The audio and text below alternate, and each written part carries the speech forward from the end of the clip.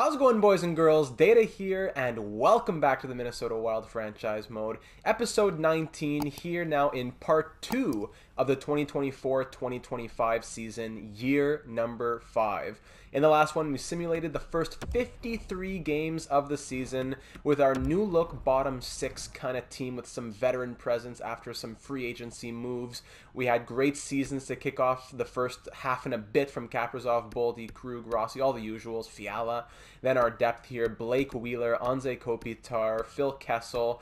Not doing crazy things, but they're pulling their weight to a certain extent. And we do have some questions regarding their performances. Goalies, we have Hellebuck backed up by Ben Bishop, who didn't start off the season super great, but have been turning things around. We made a few housekeeping moves last episode, such as moving on from Juho Markkanen, who Old Man Sports here says may he not be the 2030 Tuukka Rask.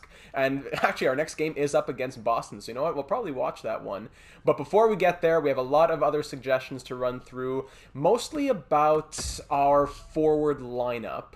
So let's hop right into those. So our main question at the end of the last one was, what are we going to do kind of going into the playoffs? Are we comfortable with Brad Lambert at an 81 overall being our second line center? Are we comfortable with this depth right now as they're kind of struggling in the plus-minus department? Kopitar is doing well, but the fourth line hasn't been great. Mason Shaw here in his rookie season, he's dropped from medium top 6 to medium top 9 potential. I've seen great things from Shaw and Kovanov in franchise mode, in other franchise modes, but it seems as though Kovanov is the one who's kind of taking the reins and taking the ball and running with it, as opposed to Shaw. But it is true that he is getting some more ice time. So Apo comments here saying that he would look for a better second or third line center and scratch Kopitar. Concerning the goalies, Hellebuck, he's not a good slow sim goalie perhaps, but if we sim with the calendar, he'll do well. So, maybe we should think about slow simming less games, if that's a potential thing to think about.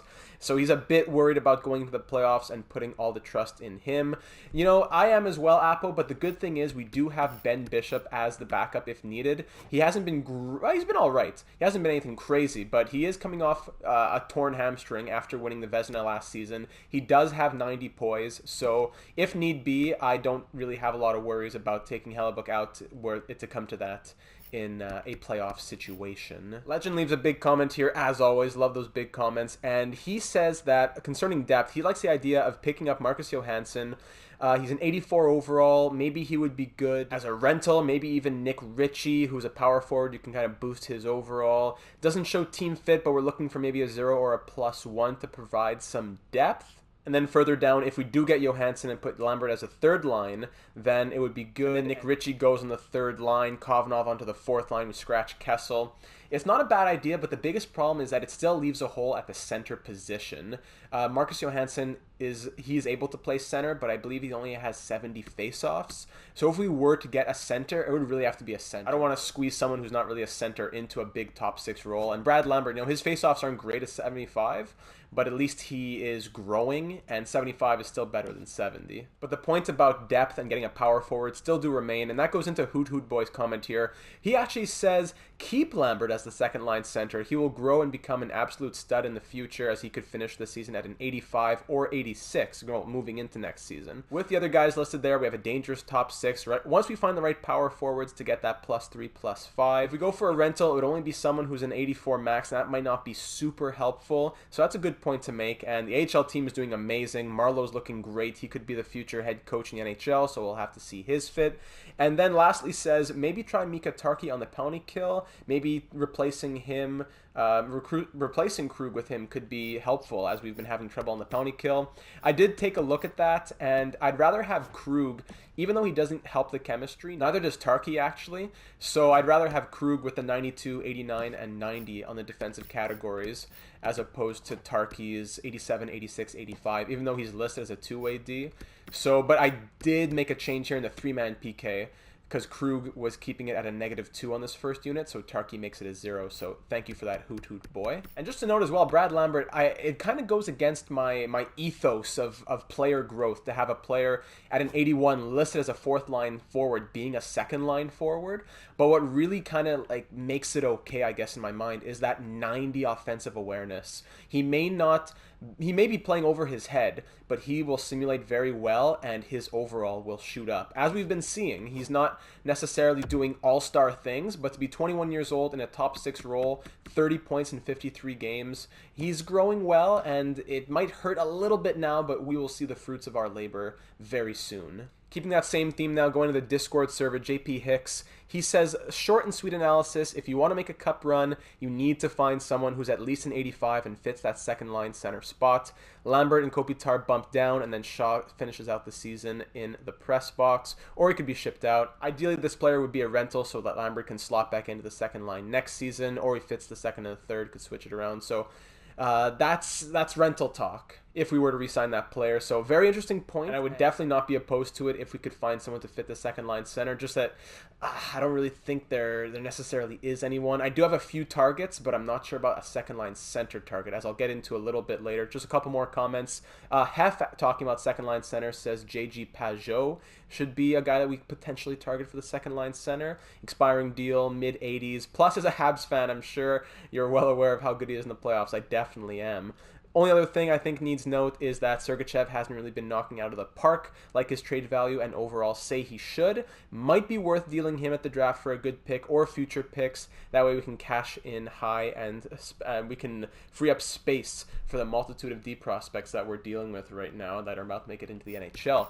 So Mikhail Sergachev, a big, alluring point to keeping Mikhail Sergachev is that he is on a super cheap contract, but that's right now. The moving Mikhail Sergachev may be something we have to consider next season. At an 88 overall, he's playing well, but not to that what his overall and trade value would have you think.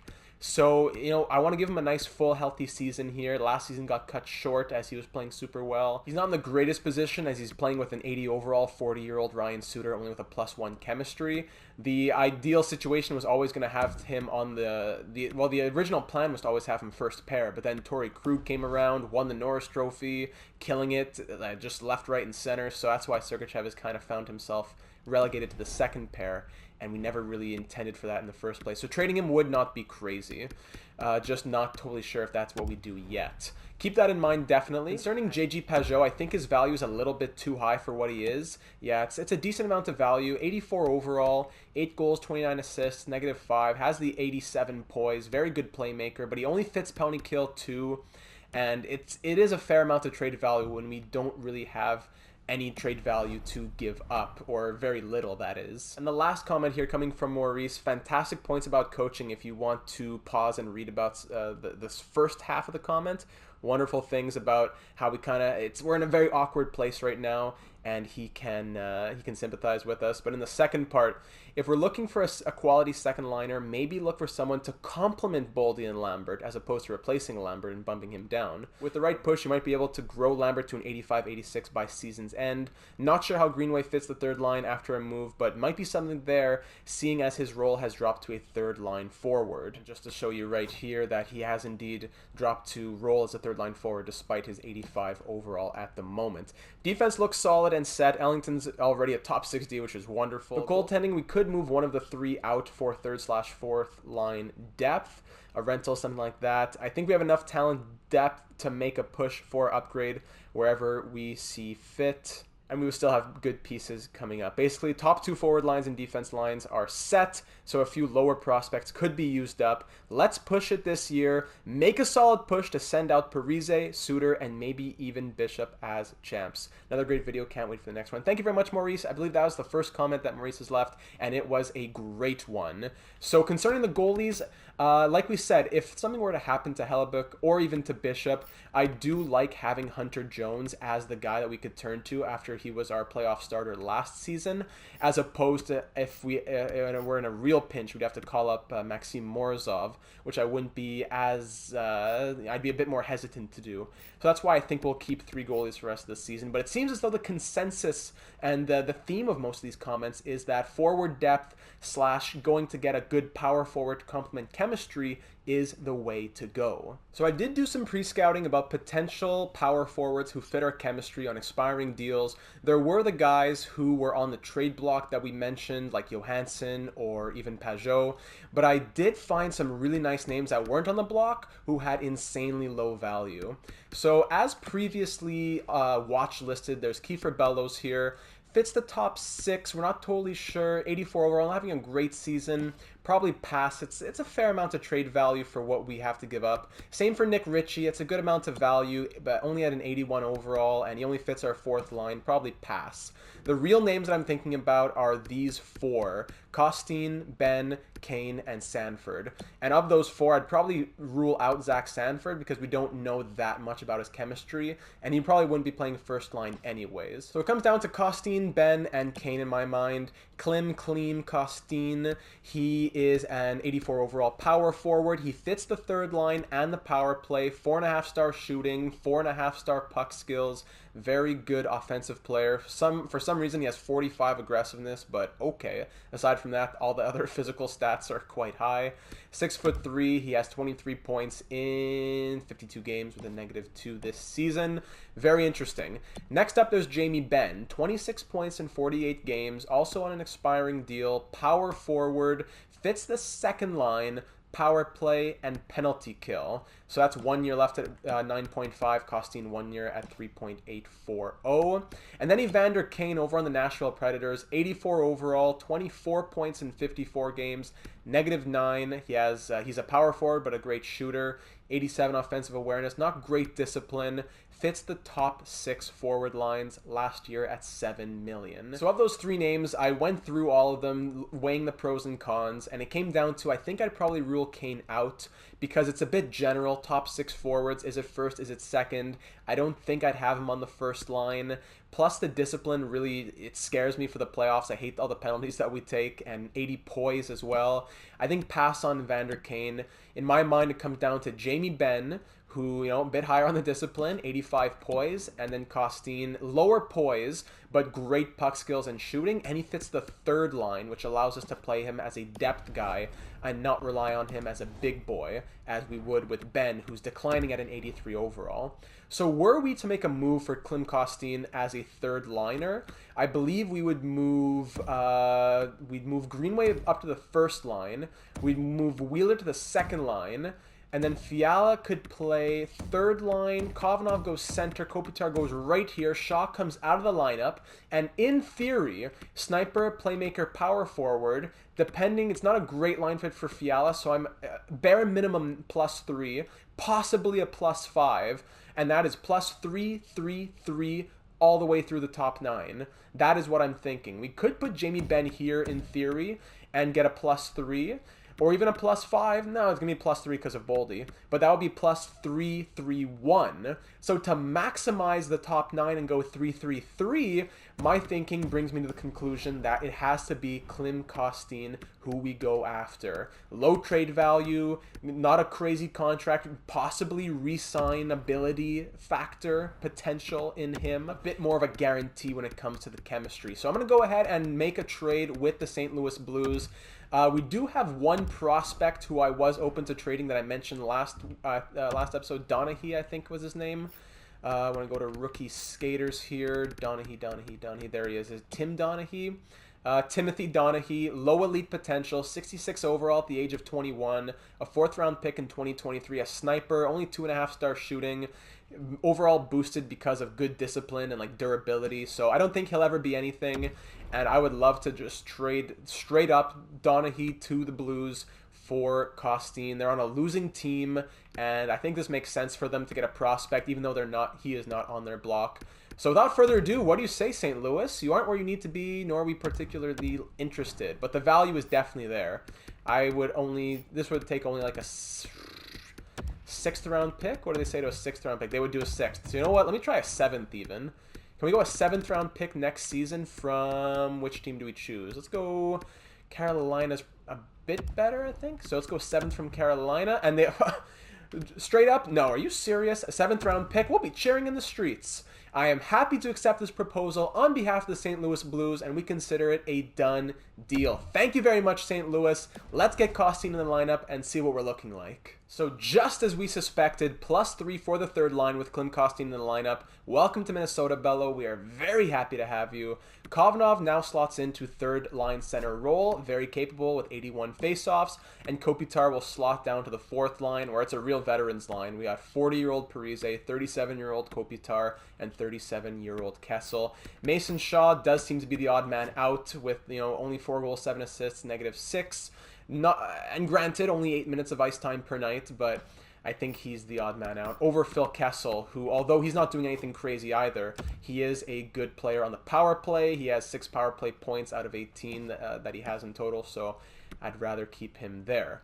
Kostin doesn't make it on the power play or anything like that because, like I said, I'd rather keep Kessel and Parise there. So he's pretty much just playing third line. Wheeler moves up to the second line, gives it a +3. So now they're playing like 90, 84, 85. And Greenway is restored to the first line for that 88, 91, 90. Sorry, 88, 90, 91 overalls for that first line. So I'm very excited. A little move, nothing crazy, but this could be a game changer. I'm not happy that Kevin Fiala has to drop down to the third line, especially after he has already done his time on the third and second line. He finally got, well, most of the third line, he finally got to the top 6 guaranteed role. He was killing it with 41 and 53, and hopefully he will continue to kill it as he has second unit power play time right here, getting a prime role on that second unit. So hopefully he can keep it up, but, well, changes can still be made. Changes can still be made. We just made that little move right there with Kostin. It made a lot of sense. We could re-sign him technically on an expiring deal if we, well, how much does he want? He's currently making 3.84. He would want only 3.7, so 3.7 million is not bad at all. The problem is we just have a lot of prospects, and, maybe, with Kessel, with Parise, with them, they're all going out the door. This could be a good idea to re-sign him now, as opposed to re-signing him later when he'll want a lot more. So we have a lot of money to spend, to be honest, once we shed those contracts. So I'm gonna go for it, I think. 2 years at 3.525 is 85%. 2-year deal. I don't know if we should give him more than that with the prospects coming up. 3 years would cost a little over 4 million, so it's getting a bit costly for a third liner. So 2 years at just over 3.5. I think that's pretty fair for Klim Kostin. So let's see what he says to that. That would be quite a surprise. Wasn't even thinking about Kostin before I started recording. But, the suggestions said a lot about power forwards, and we went out and got one that maximized the chemistry. Now let's see if it helps us out. Our first test will be, easy decision. Welcome aboard. Welcome aboard, Bello, to the Minnesota Wild. Just like that, to a division rival, and signs an extension.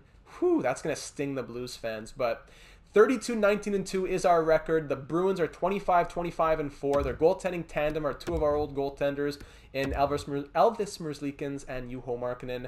Let's see what we can do against them on the road with the new chemistry. First period, 1-0, Anze Kopitar past Markkanen down on that fourth line. Second period, 3-0, Matthew Boldy and Phil Kessel both on the power play. That's why we kept Phil out there. Power play specialist. Third period now up 3-0. Things are looking good for the Wild. Boston fans are not happy at TD Garden. They're just barely at 500. Power play for the Bruins late. We kill it off. Oh no, I'm sorry, Bruins fans. That may be all she wrote, and yes, it will be. It is a victory for the Wild in their first game with the new chemistry, and a shutout at that. 27 saves from Connor Hellebuck, a goal and an assist from Phil Kessel, 1 goal from Anze Kopitar. The hot dogs are on me. Everyone, I'll see you back at home for the game against Buffalo. Okay, let's keep it on rolling through this second half of the season. Let's get closer to the trade deadline, especially, and then we can pause to see if there's any other changes to make if necessary. But I'm liking this team. I'm liking this team very much. 5-2 win against the Sabres.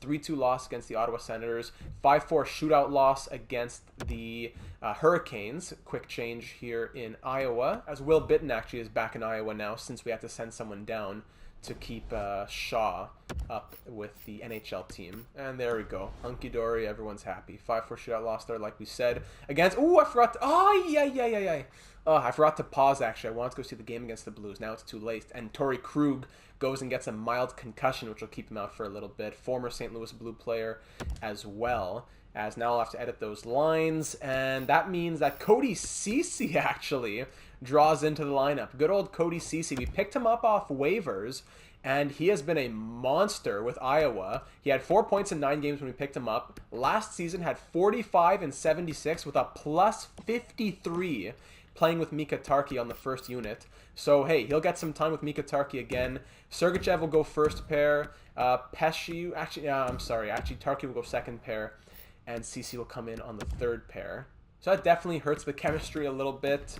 Yeah, not ideal in any way, shape, or form. We'll go +1, +1, 0. Better than nothing, but not ideal. And over on the power play, Kostin can take Krug's place on the power play just for now. He maintains the +3. Wonderful. Okay. We'll keep on simulating. So the St. Louis Blues, they beat us 2-0. Fantastic. But we can go see the next game against the Blues at least.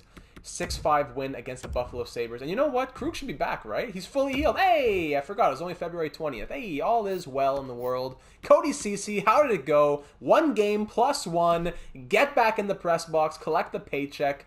Keep it up. All right, Torrey Krug back in the lineup. Perfect timing for the game against the St. Louis Blues. His old team for a little bit when he signed there short term, and also Kostin's old team. So let's do it. They're 26, 26, and 7 at the moment. We are 35, 21, and 3. Coming off a big 6-5 shootout win against Buffalo. Let's do it. First period, first shot. Klim Kostin on his old team.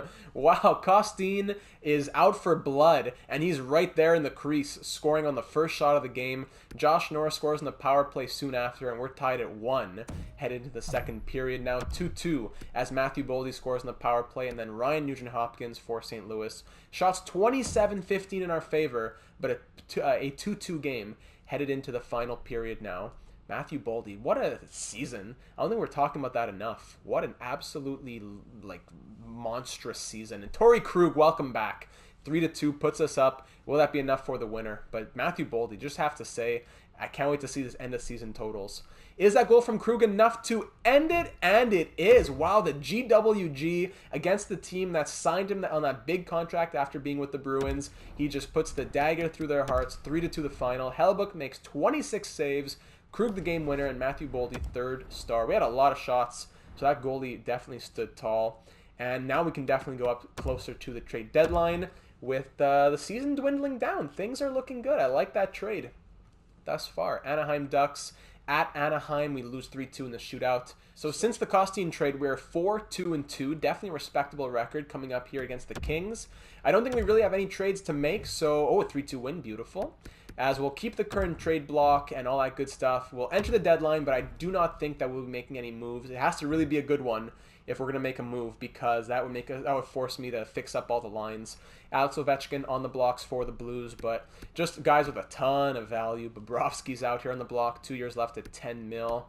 Just guys with way too... Look at Russ Griffin, way too much trade value. Gallagher was interesting to us earlier on. But yeah, we do not have the ability to make any of these deals. So, hold on. What kind of deal is that? I'm not going to give you an elite goaltender. Stanton is definitely a trade bait piece for the future. I'm not going to move him for Zubi.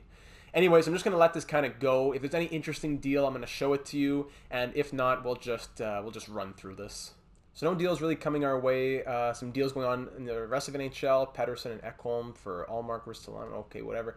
This is just taking way too long, and there's no early deals that we want to make, so I'm just going to go ahead and exit it. I waited a little hour and a half, which translated to like 3 minutes of real life time. So we'll just sim into the future to see if guys like Ovechkin end up moving. So the Oilers end up getting Shea Theodore and Riley Smith for a first, a second, and a prospect. That's a big one right there. Emil Bemstrom going on waivers for the Blue Jackets. That's interesting. 79 overall. Medium top 9.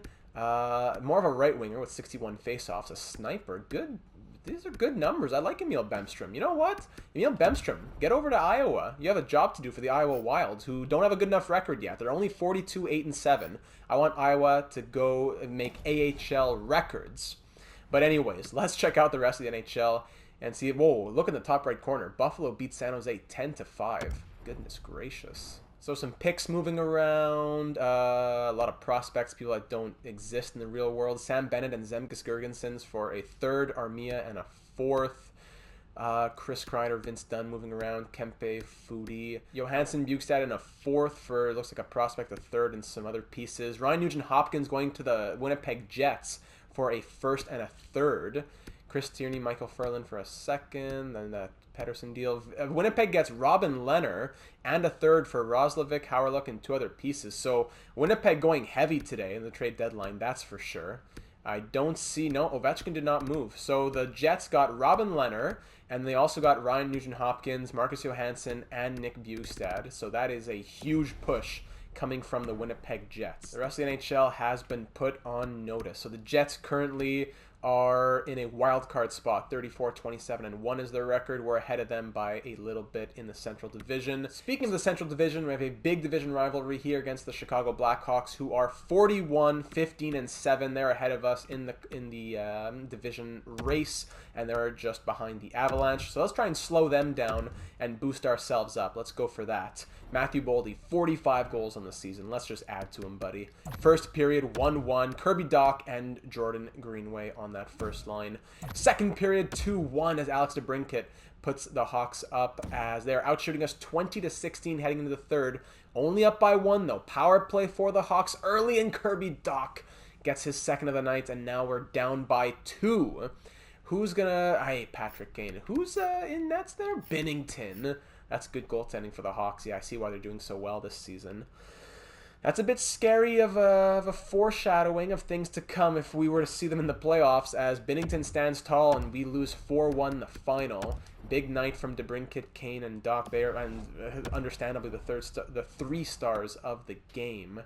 So, you know what, we'll take it, and we're going to see another tough game against the Avalanche coming up, speaking of more division difficulties. I'm going to fix up the lines in Iowa a little bit and try to get Bemstrom in there. So we're moving into the month of March now, the last really big month of the season, as we have a handful of games to choose from here. Let's go see the Avalanche. Let's go see a couple games here. We'll go to the Avalanche and then the Jets close to the end of the month. But until then, we can just get a nice chunk of simulation done. Leon Botter's fully healed. Okay, didn't know he was injured in the first place. That'll just be a nice big chunk of simulation here to see. Then we can take a look at the points as opposed to stopping in the middle. We can just look at the end of the season unless there's really something like a big issue going on. 6-4 loss, 3-1 win, 3-2 loss. We're 2-2 in our last 4. New York Rangers 7-0 win against the Rangers. How do you like that to get out of a little mini slump right there? Emil Bemstrom, by the way, 8 points in 5 games with 5 goals since joining the Iowa Wild. This team is absolutely redonkulous. I don't know how I gotta take somebody out of this lineup to get Rodin back in. Guskov can come out, Volkov back to the 4th line, and then Rodin can go onto the first line where he has been killing it. Let's see Rodin's stats. 34 goals. Sheesh. This team is insane. Even Will Bitten here. 9 points in 11 games since he went back down. Sheesh. +5. Skylar Ellington. What a monster. All right. We'll save the stats for later. We can't wait to look at those. I'm very excited to look at Iowa's full end-of-season stats. 6-5 win against the Islanders. 5-0 shutout against the Flames. Here we go. There we go. 3-1 win against the Canadiens. Now we're getting back into a groove of things. 5-3 win. Zach Parise, mild concussion, out until April 1st. So we have the depth. Just hurts to take him out, but we definitely do have the depth to replace him. No problem, as Mason Shaw can come in, and he'll just play third-line wing.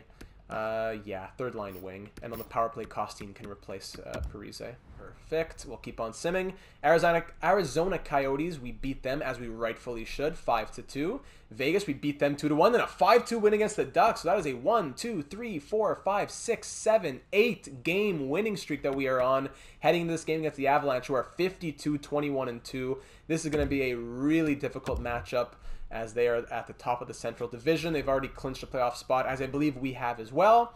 Let's do it. First period, 2-0 Avalanche. Donato, former Minnesota Wild, and Alex Newhook. Second period, 4-0. Beautiful. Krejci and Coleman. Anything special to lift our spirits? No, let's just... Hey, there we go. 6-0 the final. Hellebuyck gets lit up. So, it looks like Apo may be right. A slow sim, Hellebuyck just getting eaten up. And if you've seen 2BC's series, Hellebuyck was terrible on the Toronto Maple Leafs. So, yes, there's definitely looks like there's some truth to that. as our first slow sim game, granted against a very difficult opponent after an 8-game winning streak, is a 6-0 loss. Let's try that out one more time here against the Winnipeg Jets, since Hellebuyck and Wheeler are playing against their old team, as well as there are very big upgrades on the Jets. Let's see how we do. First period, 2-1. Blake Wheeler opens it up on the power play, but then Vesalainen and Laine make it 2-1 Winnipeg. Second period now, 3-3. Pionk makes it 3-1, but then Kaprizov says, hold up. It's time to stop the bleeding here. Let's go. 3-2. Kovanov says, you know what? I like the lead of things. You have an A on your jersey. I should probably do what you tell me to do. I'll score as well. 3-3. The third line centerman comes through, and we're heading into the third with a tie game. 4-3 McCammond. Drafted prospect. But then Brad Lambert, there he is on that second line, gets one past past Robin Lehner, and this game is tied up once again, just like that. Shots only 26-23 in our favor, but it's a 4-4 game, as both Lehner and Hellebuyck have shown that they are human, and Marcus Johansson makes it 5-4. Late, let's go! Matthew Boldy ties it up at 5. I was going to say, is there a late one? And Matthew Boldy answered me before I could even get the words out of my mouth. Shots are 30-26 for Minnesota. We're headed to overtime, and we lose in overtime. 29 seconds in. But you know what? At least we got the extra point. 6 goals on 27 shots against Connor Hellebuyck. I am literally very scared. I'm quite literally frightened, as that is 12 goals against Connor Hellebuyck in 2 games. That is not good. It looks like it's time to stop slow simming, but that's what we do in the playoffs. So let's just get to the end of the season here. We're 8-1-1 in our last 10 games after that 8-game winning streak. There we go. We beat the Capitals 5-1 as soon as we go back to the calendar sim. So I don't know. What do we do? Do we go to the calendar sim?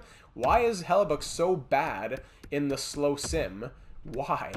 Zach Parise back in the lineup. He's an old man. He's got to take it easy.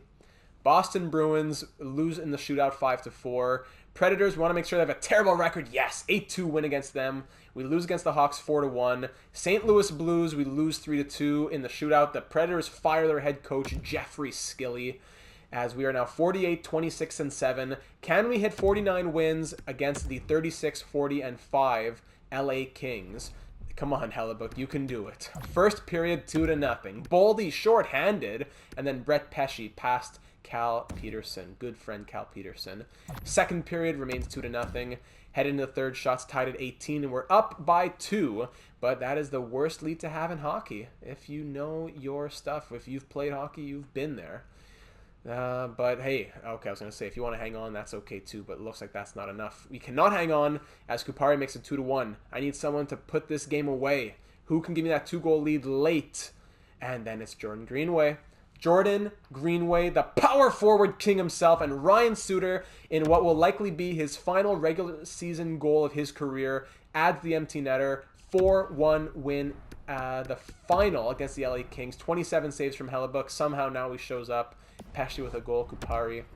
My brain's all over the place, especially in that last game, trying to figure out what are we going to do with the slow sim. Has everyone played their 82nd game now, so we can go check out all the stats. Boldy led the team in points. Look at that.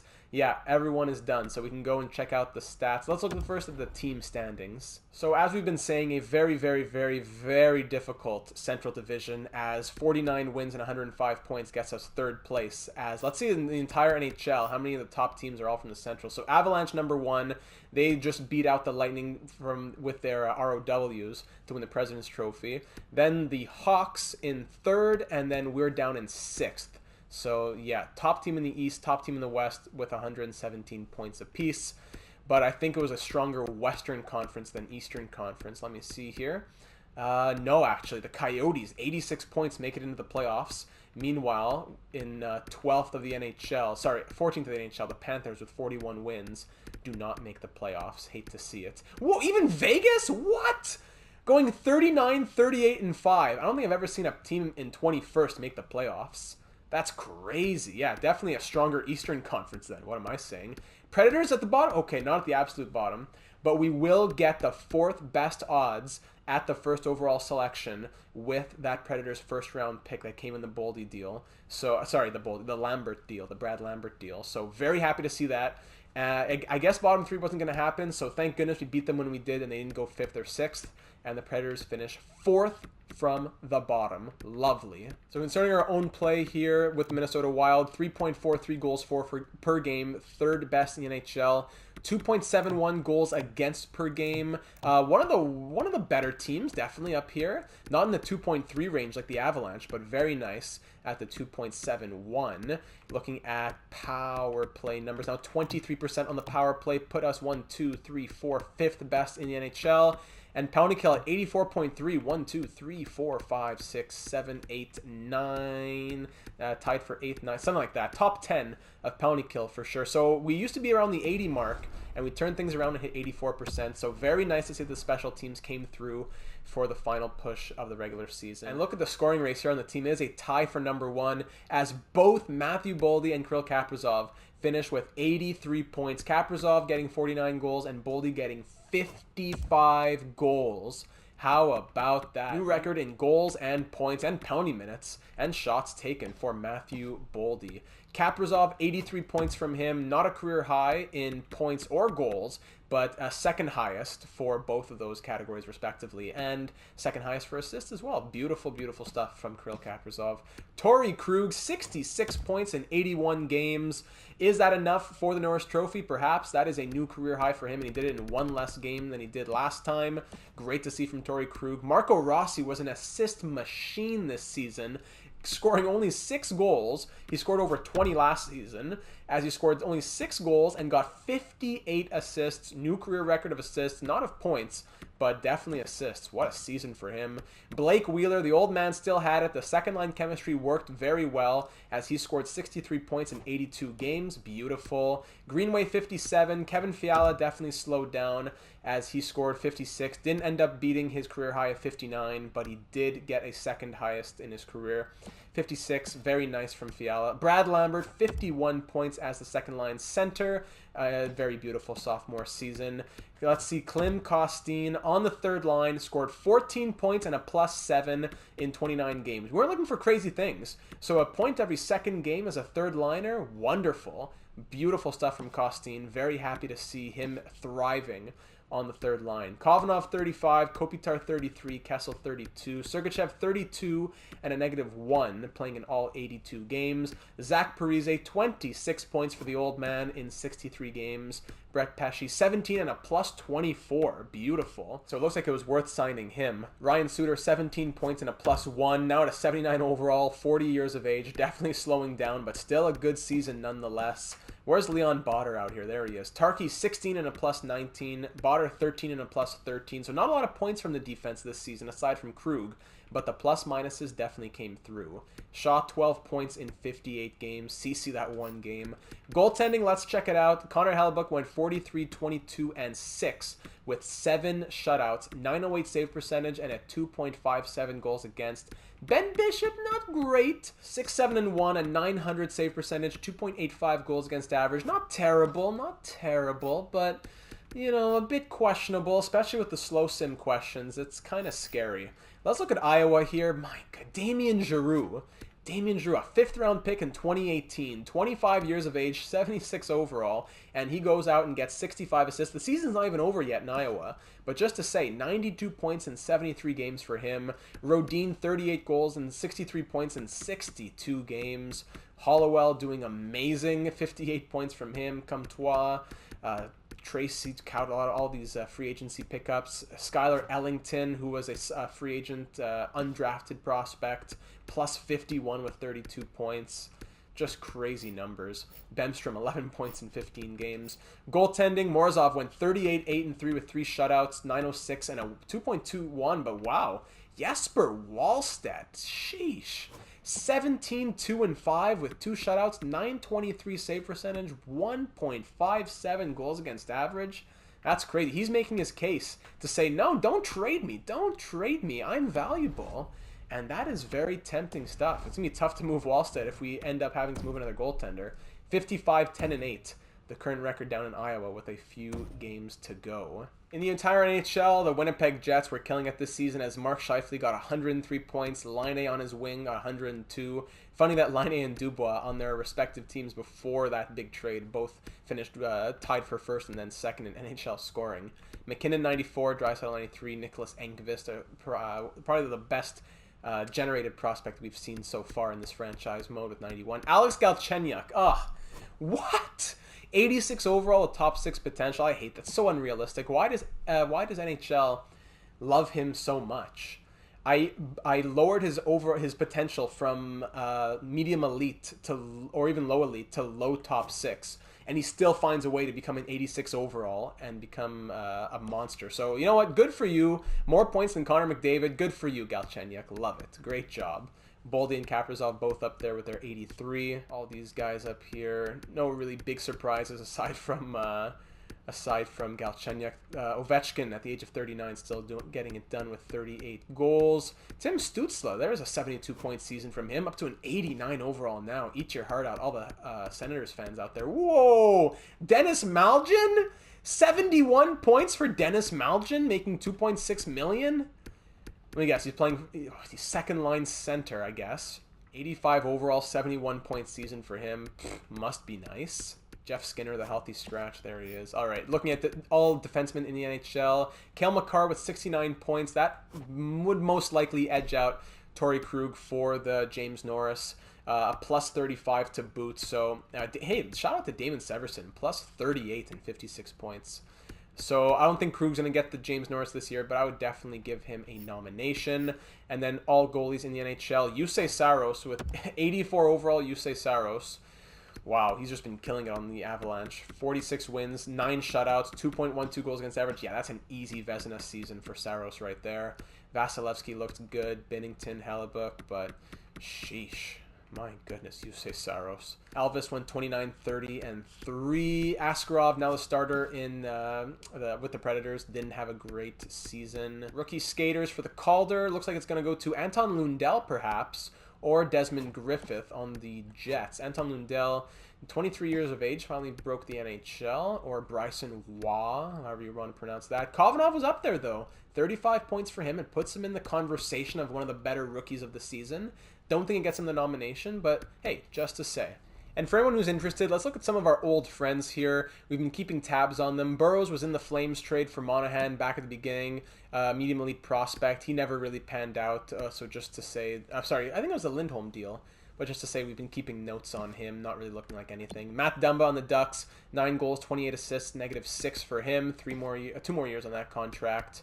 Other old team members, Joel Eriksson Ek got 36 points in 82 games, as he has another year signed on a pretty cheap deal. Elias Lindholm on the Ducks had a 40-point season, but he had he had 61 points with Florida last season. So only 40 points from him over on the Ducks. Ryan Murray on the Predators, a pretty good season for a really bad team. Only a -12, putting up 29 points to boot. And I think, hold on, Jonas Brodin, 15 points +9 over on the Buffalo Sabres. And Jared Spurgeon on the Rangers, 80 overall, 16 points, -18. Tough year. And then for goaltending, Tristan Jarry, still on the Predators, but got outshined, I guess, by Askarov's overall. Despite him having good numbers, I guess the Predators didn't want to play him, even though he's making all the money and has the overall. They just put Askarov in net since his overall is a bit higher now. But hey, who am I to judge? I got your first overall pick, so sounds good to me. And I almost forgot to look at Sean Monahan. Of course, we traded away at the draft in the Sven Sjogren deal, the pick that got us Sven Sjogren to the Carolina Hurricanes, because there just wasn't really any more room for Monahan. He played 4 full seasons with us. It was his first season on Carolina, and he put up 68 points in 82 games, 49 assists, a +2, exactly what Carolina was looking for. He was as advertised. He had some fantastic seasons with us, so definitely it really hurt to trade him away, but glad to see him thriving over in the Eastern Conference. So with all that taken care of, we can go and see who our opponent will be in round number 1 of the year number 5 playoffs, and it will be the Chicago Blackhawks. That's going to be a tough matchup. Binnington's a playoff monster. That's not going to be easy. Lost in a win there in Iowa. Oh, baby. 52, 23, and 7 was their record. Let's check out their lines. Blackhawks. Atu Ratti, 90 overall. Sheesh. First overall pick in 2021. Evgeny Malkin simulating as if he's a 93, so why give him an 83? And Alex Nylander at an 88. And then Patrick Kane, another simulation monster. If you have two simulation monsters, you're set. Kane and Malkin. Second line is 89, 89, 88. Probably the best top 6 in hockey right here. Even though Ratty's not really a points guy. 63, yeah, fine. So that's wild. Coyle, Gambrel, Doc, third line. Another insane line right there. I don't know why you put Doc on the wing when Gambrel has worse faceoffs. Tepley, Janmark, and Joey Anderson. Lackluster fourth line, but the top 9 makes up for it. Defense, Boquist and Klingberg. Sheesh. Myers at a 76 overall. Okay, we can hopefully take advantage of that. Tyler Myers, he had 19 points, was a plus 28 this season. Never mind. He is playing as if he's in his prime with Eric Gustafsson, who's an 84. Then Wallman and Carrick at 79 and 78, respectively. Goaltending, Binnington at an 86, backed up by Anton Forsberg at a 79. And no one really crazy in the scratches. So, yeah, that is going to be a very, very difficult first-round matchup if I've ever seen one. So now it comes over to all of you. I've heard it been said that chemistry doesn't matter in the playoffs. We've said that slow sims are not good and things like that. So how do we get around that? Do we pack the overall, put Fiala in the top 6, put Kostin in the top 6, take out Kessel, put Shaw? How's Kopitar doing at a 79? We could keep him. Do we touch anything? Do we take out Suter and put up Pesci? That's probably a good idea. But then the third pair is kind of weak. Tarky's up to an 83, by the way. So I just, any slight changes, I'd love to hear them, and whichever ones seem to be the consensus I would like to do, such as move Suter to the third pair, move Sergachev to the top pair instead of Botter, something like that. Goaltending, I'm assuming we roll with Hellebuyck backed up by Bishop, and I don't think there's any other really changes to make. So just, I'd love to hear your line ideas, and that is just about all. Is there anyone we even call up, perhaps, from the AHL? Bitten, Bemstrom, Volkov, Comtois, Kaut. Lots of good players. Kaut's a two-way forward. Could probably fit the fourth line. Defense, Skylar Ellington. Should we call him up? Maybe Axel Anderson. Who knows? Morozov at a 78. Maybe we call him up. Who knows?